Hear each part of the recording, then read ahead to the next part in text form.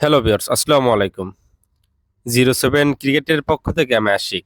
আজ আমি দেখাবো আপনাদের মোবাইল ফোন যেসব অ্যাপ ইউজ করেন সেসব অ্যাপ কতটা রিস্ক, ভাইরাস নাই এমন অ্যাপস আপনাদের ফোনে অনেকে ইউজ করে থাকেন।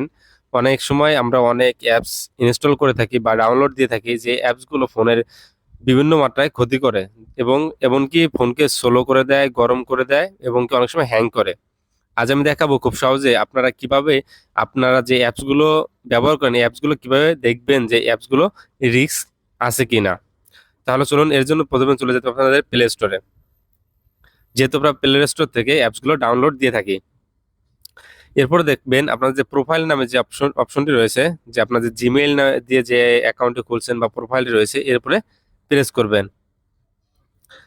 প্রেস করার পর এরপর নিচে একটু স্ক্রল ডাউন করলে দেখতে পারবেন প্লে প্রোটেক্ট নামে যে অপশনটি রয়েছে এর উপরে প্রেস করবেন। প্রেস করার পরে দেখেন আছে নো হার্মফুল অ্যাপস ফাউন্ড, মানে আমার মোবাইলে যত সব অ্যাপস ইউজ করি সেই অ্যাপসে কোনো রকম সমস্যা বা ভাইরাস নাই।